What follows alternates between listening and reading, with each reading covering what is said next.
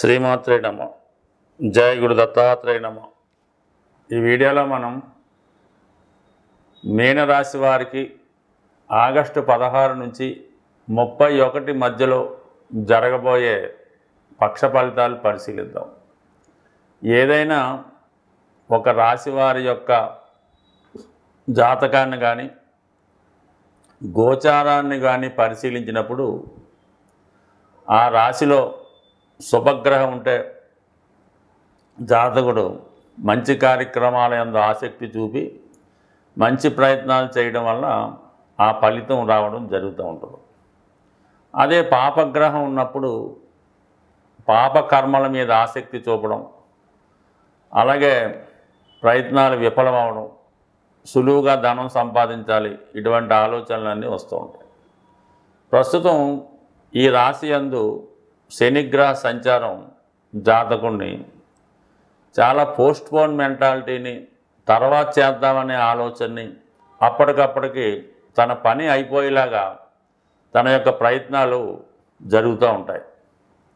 So ఈ కారణం వల్ల పెద్దగా ప్రోగ్రెస్ రాకపోవడం జరుగుతూ ఉంటుంది.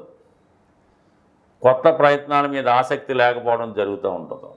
దానికి అదనంగా ఇప్పుడు శని భగవానుడు వక్రగమనం పొందడం వల్ల వృత్తి సంబంధించినటువంటి సమస్యలు జాతకుడికి ఎక్కువగా ఎదురవుతూ ఉంటాయి. అంటే ఎక్కువగా కష్టపడకపోవడం వల్ల, పని చేయడానికి ఆసక్తి లేకపోవడం వల్ల ఏమవుతుంటుంది, కొంతమంది అయితే స్వతంత్రంగా నడుస్తున్న వాళ్ళు ఖాళీగా ఉండడం జరుగుతూ ఉంటుంది.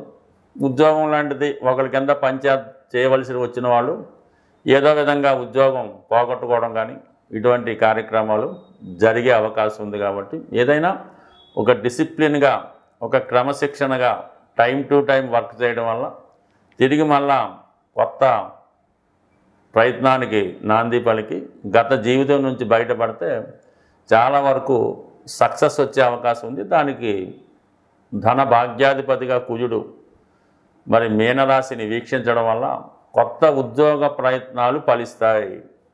అలాగే కొత్త అవకాశాలు రావడం, కొంతవరకు అదృష్టం కూడా తోడవుతుంది. గతంలో మీరు ఎక్కడో ఒక మంచి సంస్థలోనో మంచి వ్యక్తి దగ్గర ఉద్యోగం చేయడం జరిగింది, ఏదో కారణాల వల్ల అది పోగొట్టుకున్నారు. తిరిగి మళ్ళా మీ ప్రయత్నం చేయడం వల్ల గతంలో పోగొట్టుకున్నవి తిరిగి సంపాదించుకునే అవకాశం ఉన్నది. అది ఉద్యోగం అవ్వచ్చు, స్నేహం అవ్వచ్చు, లేదంటే ఏదన్నా ఎఫైర్ లాంటిది కూడా కావచ్చు. బట్ ఏదైనా మంచి ప్రయత్నానికి ఎప్పుడూ కూడా ఖచ్చితంగా ఈ సమయంలో మీ యొక్క ప్రయత్నం బట్టి నెరవేరే అవకాశం ఉంది. అయితే రాహు 12లో ఉండడం వల్ల మిమ్మల్ని ఎక్కువగా నిరుత్సాహపరుస్తూ ఉంటారు. మీరు ఏది చేద్దామన్నా ఇది ఎందుకు చేయడం, ఇలాగెందుకు చేయడం అన్నటువంటిది చెప్పడం జరుగుతూ ఉంటుంది. వారి యొక్క స్వలాభం కోసం మిమ్మల్ని వాడుకోవాలనే ప్రయత్నం చేస్తూ ఉంటారు. అది మీ మిత్రులు అవ్వచ్చు, మీ బంధువులు అవ్వచ్చు. అంటే ఎవరినైతే మీరు బాగా నమ్ముతారో వారే మీకు మీ అభివృద్ధి కాకుండా ఆపడానికి ప్రయత్నం చేస్తూ ఉంటారు, నిరుత్సాహపరుస్తూ ఉంటారు. అటువంటి నిరుత్సాహం పడకుండా ఖచ్చితంగా కొంతవరకు మీ యొక్క వ్యక్తిగతంగా కూడా ఆలోచించి మంచి నిర్ణయం తీసుకుంటే మాత్రం ఇక్కడ నుంచి కొన్ని మంచి ఫలితాలు మీకు రావడం జరుగుతూ ఉంటుంది. ముఖ్యంగా ఏదైనా కొత్త వ్యాపార అవకాశం, అంటే ధనం సంపాదించే అవకాశం ఈ సమయంలో మీకు వచ్చే అవకాశం ఉంది. అంటే బుధుడితో శనికి ఏర్పడినటువంటి కోణ దృష్టి మీరు ఏదో విధంగా అదనపు ఆదాయం కోసం ప్రయత్నం చేయడం కానీ, కొత్త ఉద్యోగం ప్రయత్నం చేయడం కానీ కంపల్సరీగా జరిగే అవకాశం ఉన్నది. దానితో శుక్రుడు కూడా మీకు ఈ ఆగస్టు 20వ తారీఖున పంచమ స్థానంలోకి రావడం వల్ల మీలో ఉన్నటువంటి టాలెంట్ పెరుగుతూ ఉంటుంది. ఇది మీరు సినిమా రంగంలో ఉన్నా, వైద్య వృత్తిలో ఉన్నా, ఎడ్యుకేషన్ డిపార్ట్మెంట్లో ఉన్నా కంపల్సరీగా మీకు మంచి అవకాశాలు రావడం, గుర్తింపు రావడం జరుగుతూ ఉంటుంది. ఎస్పెషల్లీ ఈ రాశిలో ఉన్నటువంటి స్త్రీలకి ఆగస్టు 20 తర్వాత గొప్ప అవకాశాలు రావడం జరుగుతూ ఉంటుంది. మీలో ఉన్నటువంటి టాలెంట్కి తగిన గుర్తింపు రావడం, ఒక సెలబ్రిటీ హోదా ఈ రాశి వారికి రావడం జరుగుతూ ఉంటుంది. సో ఏదైనా రవి 6వ స్థానంలో ఉండడం వలన ఏదైనా ప్రభుత్వ వ్యవహారాల్లో ఇబ్బందులు ఉన్నా, కోర్టు సమస్యలు ఉన్నా, ఆర్థిక లావాదేవీలు ఉన్నా అవి చాలా వరకు పరిష్కారం అయ్యే అవకాశం ఉంది. కొద్దిగా ఓర్పుతో మీరు ఏ సమస్యలన్నా ప్రయత్నం చేస్తే అది 100% సక్సెస్ మీకే రావడం జరుగుతుంది. మీ వైపే విజయం రావడం జరుగుతూ ఉంటుంది. అయితే మీరు ప్రయత్నం చేయకుండా ఏదో ఒక బలహీనత మిమ్మల్ని ఆపడం జరుగుతూ ఉంటుంది. అలా కాకుండా మీలో పెర్ఫెక్షన్ ఉంటే, మీలో నిజాయితీ ఉంటే, మీకు ధైర్యంగా ఏ సమస్యనైనా మీరు ఈ సమయంలో సాల్వ్ చేసుకోగలరు. ఒక ఇంటర్వ్యూకి వెళ్ళినా, ఏదన్నా ఒక కోర్టు సమస్య ఉన్నా, ఏదన్నా ఒక పోటీ లాంటిది ఉన్నా కూడా దాంట్లో కంపల్సరీగా మీకు విజయం 100% వచ్చే అవకాశాలు చాలా బలంగా ఉన్నాయి. కుజుని యొక్క స్థితి ధనస్థానాన్ని చూడటం వల్ల, అంటే ధనాధిపతి ధనస్థానాన్ని చూసినప్పుడు కుజుడు కారకత్వాలైనటువంటి భూములు, స్థిరాస్తులు మీకు కలిసి వస్తాయి. అలాగే మీ యొక్క రక్త సంబంధికులు మీ కుటుంబ అవసరాలకి సహకరిస్తారు. అలాగే మీరు ఉన్నట్టు యథార్థంగా మాట్లాడటం వల్ల ఎదుటివారు మీ వరకు మీ యందు గౌరవించడం, కుటుంబం గౌరవం కాపాడటం, ఇవన్నీ కూడా చాలా వరకు జరిగే అవకాశం ఉంది.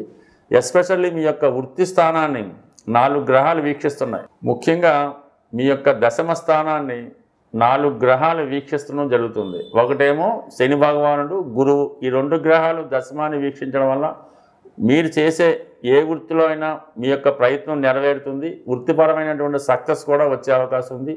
శుక్రుడు చూడటం వలన వృత్తిలో ఆదాయం పెరుగుతుంది, స్త్రీల యొక్క సహకారం పెరుగుతూ ఉంటుంది. కుజుడు చూడటం వలన చాలా ధైర్యంగా, నిష్పక్షపాతంగా వ్యవహరించడం జరుగుతూ ఉంటుంది. అంటే ఓవరాల్గా మీరు ప్రయత్నం చేయడంలో మీ లోపం కనబడుతుంది తప్ప, మీరు ప్రయత్నం చేస్తే అటు ఉద్యోగ సంబంధించిన విషయాలు, ఆర్థిక సంబంధించిన విషయాలు అన్నీ కూడా సక్సెస్ అవుతాయి. ఏదైనా ఏ పనైనా డిలే చేయకుండా వెంబటనే ప్రారంభించండి. కంపల్సరిగా మీకు సక్సెస్ అన్నది చాలా తొందరగా రావడం జరుగుతుంది. ప్రస్తుతం ఉన్నటువంటి గ్రహాల స్థితి మనకి అనుకూలంగా ఉన్నప్పటికీ కూడా చాలా ప్రయత్నాలు విఫలమవ్వడం జరుగుతూ ఉంటుంది. ముఖ్యంగా చదువు పూర్తయిన తర్వాత 2-3 సంవత్సరాల దాకా కూడా ఉద్యోగం రాకపోవడం, అలాగే అమ్మాయిలకు కానీ అబ్బాయిలకు కానీ ఎన్ని ప్రయత్నాలు చేసినా కూడా వివాహ సంబంధాలు కుదరకపోవడం జరుగుతూ ఉంటుంది. ఇంతకాలంలో అమ్మాయిలకి వివాహానికి పెద్ద ఇబ్బంది లేదని చెప్పినప్పుడు కూడా చాలామందికి సరైనటువంటి వరుడు దొరకపోవడం వల్ల వారికి కూడా డిలే అవుతుంది. సో దీనికి ఏంటి కారణం? జాతకంలో దశలు అనుకూలంగా ఉన్నాయి, పిల్లలకి అన్ని అర్హతలు ఉన్నాయి, కానీ పెళ్ళి రావటం లేదు, ఉద్యోగం రావట్లేదంటే దానికి కొంతవరకు మనం నివసిస్తున్నటువంటి గృహం కూడా కారణం అవడం జరుగుతూ ఉంటుంది. సో అందువలన అంటే ఒకే గృహంలో ఒక 4-5 ఉన్నప్పటికీ కూడా అందులో కొంతమందికి చాలా బ్రహ్మాండంగా ఉంటుంది, మరి కొంతమందికి చాలా ఇబ్బందికరంగా ఉంటుంది. అంటే ఆ గృహంలో వాస్తుపరంగా ఉన్నటువంటి దిక్కులలో ఉన్నటువంటి దోషాన్ని బట్టి కొంతమందికి ఇబ్బంది కలుగుతూ ఉంటుంది. సాధారణంగా ఈశాన్య దోషం ఉన్నప్పుడు ఆ కుటుంబంలో ప్రథమ సంతానంపై ఎక్కువ ఇబ్బంది చూపుతాడు. ఆగ్నేయ దోషం ఉన్నప్పుడు 2వ సంతానం మీద, స్త్రీల మీద ఎక్కువ ప్రభావం చూపడం జరుగుతూ ఉంటుంది. వాయువ్య దోషం ఉన్నప్పుడు తృతీయ సంతానం మీద, ఆ ఇంట్లో ఫైనాన్సు, ప్రేమ వ్యవహారాల మీద ఎక్కువ ప్రభావం చూపుతూ ఉంటుంది. నైరుతి అనుకూలంగా లేనప్పుడు అది కుటుంబం అందరినీ కూడా ఇబ్బందులు పెడుతూ ఉంటుంది. ఏదో ఒక హెల్త్ ప్రాబ్లంతో ఎవరో ఒకరు ఇబ్బంది పడుతుంటారు. కుటుంబ సభ్యుల మధ్య ఒకరికి పడకపోవడం ఈ విధంగా నడుస్తూ ఉంటుంది. సో ఇది ప్రధాన 4 దిక్కులు. అలాగే మొత్తం ప్రస్తుతం గతంలో 8 దిక్కులుగా విభజించేవారు. అంటే తూర్పు, పడమర, ఉత్తర, దక్షిణం, ఈశాన్యం, వాయువు, నైరుతి, ఇలాగా 8 దిక్కులు. దీన్ని ఇప్పుడు మళ్ళా కొద్దిగా ఆధునిక వాస్తు ప్రకారం ఈ 12 దిక్కులుగా విభజించి మరీ సూక్ష్మంగా విభజించడం జరుగుతుంది. అంటే 360 డిగ్రీలు ఉన్నటువంటి మన గృహాన్ని ప్రతి 30 డిగ్రీలకి విభజించి ఎక్కడ ఏ సమస్య ఉంటే ఏ ప్రాబ్లం ఉంటుంది, దాన్ని ఏ విధంగా సవరించాలన్నది ప్రస్తుతం ఆధునిక వాస్తు ప్రకారం పరిశీలించడం జరుగుతూ ఉంది. ఏదైనా మన జీవితాలు బాగుపడాలి, తొందరగా సెటిల్ అవ్వాలి అనుకున్నప్పుడు ఖచ్చితంగా కొంత శ్రమ అయినా, కొంత ధనం ఏవైనా గృహాన్ని ముందు సరి చేసుకుంటే ఆ గృహంలో నివసిస్తున్న వారికి అదృష్టయోగం పట్టడం, వారి ఇంప్రూవ్మెంట్ కూడా బాగా రావడం జరుగుతూ ఉంటుంది. సో దానివల్ల ఏంటంటే మీకు అన్నీ బాగున్నా కూడా ఇటువంటి సమస్యలు ఎదురవుతున్నాయి. ముఖ్యంగా పెద్దవాళ్ళకి హెల్త్ ప్రాబ్లం, పిల్లలకి పెళ్లి ప్రాబ్లం, కొంతమందికి వ్యసనాల వల్ల ధనాన్ని పోగొట్టుకోవడం, ముఖ్యంగా అప్పు తీరకపోవడం. 1,00,000 రూపాయలు నెలకు వస్తున్నా కూడా 10,000 అప్పున్నా కూడా తీర్చలేకపోతుంటారు. ఇవన్నీ కూడా ఒకసారి ఎవరైతే జీవితంలో అభివృద్ధి చెందాం అనుకున్నారో, ఇంకా బాగుందాం అనుకున్నారో, మీ యొక్క గృహాన్ని కూడా పరిశీలించుకొని, అలాగే జరుగుతున్నటువంటి దశ అంతర్దశలను కూడా జాగ్రత్తగా పరిశీలించుకొని తగు విధంగా పరిష్కారం చేసుకుంటే, చిన్నగా అంటే గోడితో పోయేదాన్ని గొడ్డల దాకా తెచ్చకుండా చిన్న పరిష్కారంతో రాబోయే విపత్తుల్ని కాపాడుకునే అవకాశం ఉంటుంది. సో ఏదైనా వాస్తు అన్నది సరి చేసుకోవాలి తప్ప యంత్రాలతోనో, తాయెత్తులతోనో, బొమ్మలతోనో వాస్తు ఎప్పుడు కూడా సరవదు. అలాగే గ్రహ దోషాలు ఉన్నప్పుడు దానికి సరైనటువంటి పరిష్కారం చేసుకుంటే తప్ప చిన్న చిన్న ఉంగరాలు మాలలో వేసుకున్నా కూడా పరిష్కారం అవ్వదు. దేనికన్నా పిండి కొద్ది రొట్టె మనం చేసే పని బట్టి, మన ప్రయత్నం బట్టి, మన భక్తిని బట్టి, నమ్మకాన్ని బట్టి మనం చేసే ప్రయత్నంలో విశ్వాసం ఉంటే, చేసేవాడు కూడా నమ్మకంగా చేస్తే ఖచ్చితంగా మీ జీవితంలో సక్సెస్ అన్నది తొందరగా వస్తుంది.